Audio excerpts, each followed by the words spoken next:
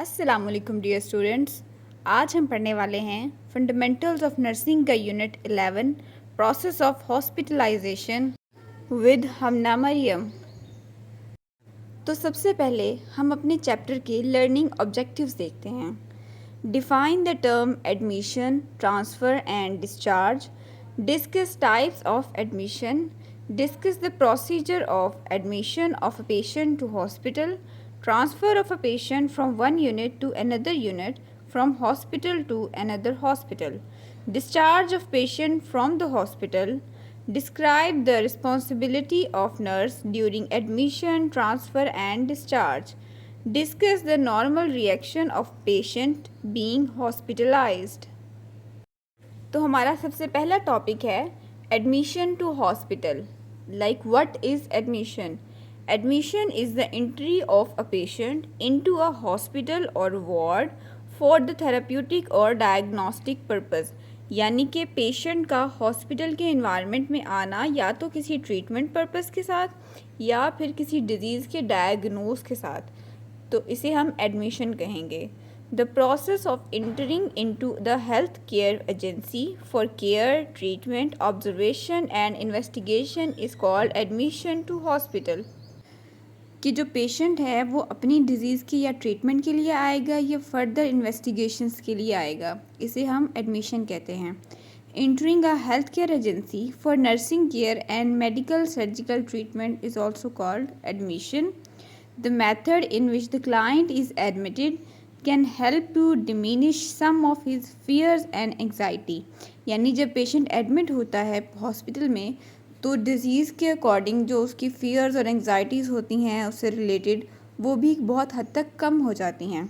Establishing rapport and trusting nurse-client relationship is an important aspect to consider at the time of patient admission।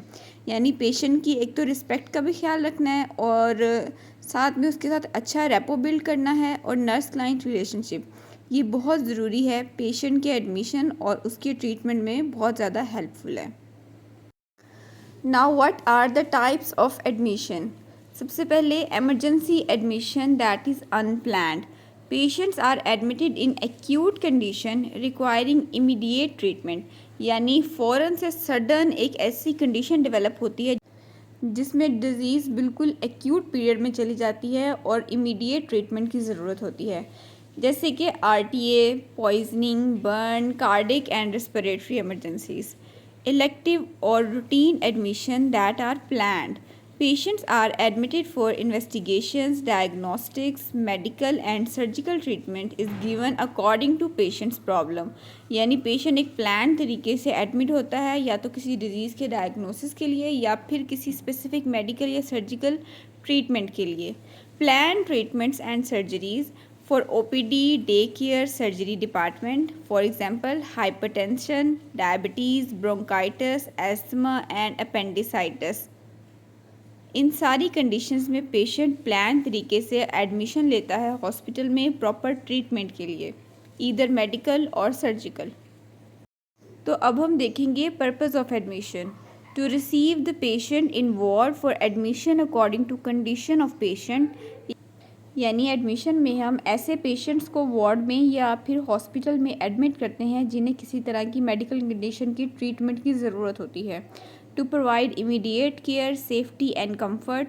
यानी आप फौरी तौर पर health care providers उसको care provide कर सकें और उसकी प्रॉपर सेफ्टी का भी ख्याल रख सकें। To observe, report sign and symptoms and general conditions of a patient. यानी टाइम टू टाइम उसकी जो डिज़ीज़ में वेरिएशंस आती हैं, उसके साइन एंड सिम्टम्स में क्या क्या चेंजेस आते हैं, उस चीज़ को ऑब्ज़र्व करने के लिए भी हम पेशेंट को एडमिट करते हैं। To obtain the necessary data of a patient. Medical condition और पेशेंट डाटा दोनों बहुत ज़रूरी हैं। ये सारा डाटा हमें तभी रिसीव होगा जब हम इफ़ेक्टिवली उसे ऑब्ज़र्व करेंगे, जब पेशेंट हमारे पास एडमिट होगा।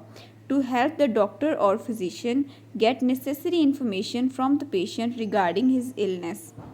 जब पेशेंट हॉस्पिटल में एडमिट होता है तो डॉक्टर और फिजिशियन के लिए बहुत ही आसान हो जाता है उससे उसकी डिज़ीज़ के अकॉर्डिंग प्रॉपर हिस्ट्री लेना और उसके प्रेजेंट साइन एंड सिम्टम को भी ऑब्ज़र्व करना। प्रिलिमिनरी एडमिशन प्रोसीजर, यानी इब्तदाई तौर पर एडमिशन का क्या प्रोसीजर है। सबसे पहले क्लाइंट या clients attendant goes to admission office. Admission office informs the unit और वार्ड, यानी एडमिशन ऑफिस में क्लाइंट या उसके अटेंडेंट जाते हैं। उसके बाद जो एडमिशन ऑफिस वाले होते हैं वो रिस्पेक्टिव यूनिट या वार्ड को बता देते हैं पेशेंट के बारे में। Patient gets hospital admission file from the admission office, वहाँ से उसको एडमिशन की फ़ाइल मिलती है जिससे कहते हैं admission certificate. And admission office notifies physician if required, यानी रिस्पेक्टिव यूनिट के जो फिजिशियन हैं उनको पेशेंट के बारे में बताया जाता है। नर्सेज रिस्पॉन्सिबिलिटी ड्यूरिंग एडमिशन, यानी कि एडमिशन प्रोसेस में नर्स की क्या क्या रिस्पॉन्सिबिलिटीज़ हैं वो देखेंगे।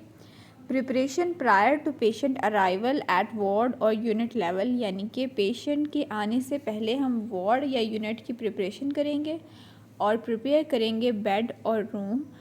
Position the bed depending on mode of patient shifting, यानी कि पेशेंट को किस तरह से शिफ्ट किया जा रहा है, ईदर कि वो स्ट्रेचर पर है या व्हील चेयर पर है, उसके अकॉर्डिंग हम उसके बेड को भी पोजीशन करेंगे। Arrange required equipments for example cardiac monitor, IV pole और ऑक्सीजन सिलेंडर, जो भी पेशेंट की रिक्वायरमेंट्स हैं उन सब चीज़ों को हम वहाँ पर इक्विप करेंगे। Make sure all equipments are in working condition, सारे इक्विपमेंट्स का वर्किंग कंडीशन में होना बहुत ज़रूरी है। और स्पेशली हमने ऑक्सीजन सिलेंडर और जो मॉनिटर्स हैं उनको देखना है कि क्या वो वर्किंग कंडीशन में हैं।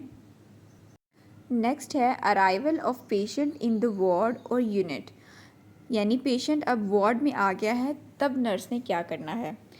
Nurse greets and introduce herself और हिमसेल्फ, पेशेंट के साथ सबसे पहले रेपो बिल्ड करने के लिए ज़रूरी है कि पेशेंट का नर्स के साथ और नर्स का पेशेंट के साथ इंट्रोडक्शन हो। Check patient name with patient admission file. Orient patient and family to the ward routine rules and regulations, यानी उस स्पेसिफिक वार्ड की क्या क्या रूटीन्स हैं, ख़ास तौर पे जो मेडिसिन का टाइम है उस चीज़ के बारे में उनको इन्फॉर्म किया जाए। Provide and assist in changing patient uniform, यानी पेशेंट को यूनिफॉर्म चेंज करने में असिस्ट करवाना। चेक द डॉक्टर ऑर्डर्स, यानी डॉक्टर ने पेशेंट के बारे में कौन कौन से ऑर्डर्स दिए हैं वो सब देखेंगे। प्रोवाइड बेंच और chair for patient attendant, attendants के लिए भी हम सिटिंग अरेंजमेंट करेंगे। Provide information about visiting hours and diet timing, patient के अटेंडेंट्स को भी और पेशेंट को भी हम बताएंगे कि पेशेंट की क्या क्या न्यूट्रिशनल रिक्वायरमेंट्स है और किस किस टाइम पर उसे खुराक की ज़रूरत है। गैदर इंफॉर्मेशन, पेशेंट इंटरव्यू, यानी पेशेंट का इंटरव्यू करेंगे, फिज़िकल असेसमेंट करेंगे, हाइट एंड वेट मेजरमेंट करेंगे एंड वाइटल साइंस देखेंगे। ट्रांसफरिंग अ पेशेंट को ट्रांसफ़र करते हुए नर्स ने क्या क्या करना है। Transfer means to move when a patient's condition change from better to worse, he और she may need to be transferred. Transfer का मतलब यही है कि आपने एक बेड से दूसरे बेड से व्हीलचेयर या फिर एक वार्ड से दूसरे वार्ड और एक हॉस्पिटल से दूसरे हॉस्पिटल में पेशेंट को ट्रांसफ़र करना है। ये डिपेंड करता है पेशेंट की कंडीशन पे। ट्रांसफ़र इन्वॉल्व्स डिस्चार्जिंग और moving a patient from one bed to another, one unit और वार्ड टू अनदर और one hospital to another hospital, यानी अगर पेशेंट की कंडीशन वर्स होती है तो जाहिर है हम उसे एक बेहतर हॉस्पिटल में शिफ्ट करेंगे, इसे भी ट्रांसफरिंग ऑफ पेशेंट कहते हैं। तो अब हम देखेंगे कि ट्रांसफ़र हम जो कर रहे हैं उसका पर्पस क्या है। सबसे पहले पेशेंट्स नीड और विश, यानी पेशेंट खुद ट्रांसफ़र होना चाहता है।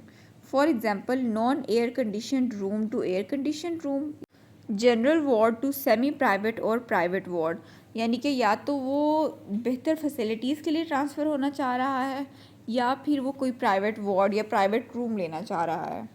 Medical diagnosis, for example sudden cardiac arrest, यानी कि एक ऐसी मेडिकल कंडीशन जिसमें पेशेंट को ट्रांसफ़र करना ही ज़रूरी हो। Financial status, for example general ward to welfare ward, यानी पेशेंट फाइनेंशियल इतना स्टेबल नहीं है इसलिए वो वेलफेयर सेंटर्स में जाना पसंद करता है। Availability of treatment, for example chemotherapy और रेडियोथेरेपी, यानी कहीं पर ये सर्विसेज अच्छी प्रोवाइड हो रही हैं तब पेशेंट को वहाँ ट्रांसफ़र किया जाएगा। Now nurses responsibilities during transfer, अब पेशेंट का ट्रांसफ़र में नर्स की क्या क्या रिस्पॉन्सिबिलिटीज़ हैं। चेक फिजिशियन ऑर्डर और पेशेंट रिक्वेस्ट, सबसे पहले ये देखेंगे कि क्या ये फिजिशियन का ऑर्डर है या फिर पेशेंट की अपनी रिक्वेस्ट है कि वो ट्रांसफ़र होना चाहता है। Notify appropriate personal like physician, patient and family, यानी ट्रांसफ़र के प्रोसेस के बारे में हम प्रॉपर फिजिशियन को भी, पेशेंट को भी और फैमिली को भी इन्फॉर्म करेंगे। इन्फॉर्म द अदर यूनिट और hospital where the patient is going to be transferred, जिस नेक्स्ट वार्ड में या फिर यूनिट में पेशेंट को ट्रांसफ़र किया जा रहा है वहाँ पर भी हम कॉल सेंड करवाएंगे। Take care of patients valuables, जो पेशेंट की बिलोंगिंग्स हैं, जो उसकी चीज़ें हैं, हम उसका भी ख्याल रखेंगे। Arrange for continuing the treatment, for example oxygen administration, IV infusion medication, यानी कि ऐसा ट्रीटमेंट जो कि उसको कंटिन्यू रखना है उसका भी इंतज़ाम करेंगे, उसको प्रॉपर ऑक्सीजन एडमिनिस्टर करेंगे, उसके आईवी इन्फ्यूजन भी कंटिन्यू रखेंगे। Complete assessment data in order to give patient over and shift report, यानी कि जो पेशेंट का हमने ओवर देना है और पेशेंट की रिपोर्ट, इसकी कंप्लीट असेसमेंट को हम डॉक्यूमेंट करेंगे। देन अरेंज ट्रांसपोर्टेशन, यानी कि उसके जो सोर्स ऑफ ट्रांसपोर्टेशन होगी वो अरेंज करेंगे, जैसे कि कोई व्हील चेयर और stretcher. Right report and collect patients document, for example lab records, patient files, यानी पेशेंट का जो क्लिनिकल रिपोर्ट्स हैं उन सबको कलेक्ट करके हम एक रिपोर्ट तैयार करेंगे। प्रोवाइड अ सेफ़ ट्रांसफ़र, यानी पेशेंट कंडीशन के अकॉर्डिंग उसको एक प्रॉपर सेफ़ इन्वायरमेंट में सेफ़ तरीके से ट्रांसफ़र करेंगे। तो अब हम देखेंगे डिस्चार्ज क्या है। A systematic process for preparing the client to leave the health care facility after treatment और continuity of care, this process is called hospital discharge, यानी एक पेशेंट का ट्रीटमेंट कंप्लीट हो गया है या फिर उसकी केयर को ही कंटिन्यू रखना है, इस केस में क्लाइंट का जो हॉस्पिटल विज़िट था वो कंप्लीट हो जाता है, उसके बाद उसे डिस्चार्ज कर दिया जाता है, यानी उसे घर भेज दिया जाता है। Where no longer need to stay and go home, यानी कि उसको ज़्यादा ज़रूरत नहीं है अब के हॉस्पिटल में रुके और वो घर चला जाए। The ultimate goal is to assist the client and family in achievement of optimal level of wellness, यानी पेशेंट अपनी हेल्थ की हाईएस्ट लेवल को अचीव कर ले। Patient family need to be adequately prepared, if not may lead to rehospitalization, यानी patient की family इस process के लिए पूरी तरह से रेडी हो, नहीं तो फिर दोबारा से पेशेंट को हॉस्पिटलाइज करना पड़ेगा। Key to successful discharge planning is exchange of information among client, family and health team members, यानी जो डिस्चार्ज है उससे पहले इसकी कंप्लीट इन्फॉर्मेशन जो है हम क्लाइंट के साथ भी डिस्कस करें, फैमिली के साथ भी और दूसरे हेल्थ केयर प्रोवाइडर्स के साथ भी। Now what are the types of discharge. Type of discharge में है प्लान्ड और routine discharge. When a doctor gives written permission for the patient to go home, यानी एक प्लान तरीके से डिस्चार्ज किया जाए पेशेंट को जब वो वेलनेस के बहुत करीब हो या हाईएस्ट लेवल ऑफ वेलनेस पे हो। लीव अगेंस्ट मेडिकल एडवाइस और Lama, when the client or his family makes a decision to leave the hospital on his own risk, यानी कि मेडिकली एडवाइस किया गया है कि वो हॉस्पिटल में स्टे करे, लेकिन जो पेशेंट के साथ फैमिली है वो चाहती है कि हम अपने पेशेंट को घर ले जाएं, तो इसे कहते हैं लामा। एब्सकॉन्ड डिस्चार्ज, और patient leaves the hospital without informing staff and before completing the course of treatment and paying their medical bills. इस तरह से भी होता है कि पेशेंट बाज़-औक़ात खुद बग़ैर इन्फॉर्म किए किसी भी स्टाफ को या फिर डॉक्टर को वो हॉस्पिटल को छोड़ जाते हैं और अपने मेडिकल बिल्स भी पे नहीं करते हैं, इसे कहते हैं abscond discharge. Discharge by transfer, client are sometime discharge from a health care institution to another, these patients may leave the hospital, यानी पेशेंट को एक हॉस्पिटल से डिस्चार्ज किया जाता है ताकि उसे दूसरे हॉस्पिटल में एडमिट किया जाए। Death, after the death of patient the dead body is handed over to relatives after completing the discharge procedure, यानी डेथ के बाद भी एक डिस्चार्ज प्रोसीजर कंप्लीट किया जाता है, उसके बाद बॉडी जो होती है वो अटेंडेंट्स को दी जाती है।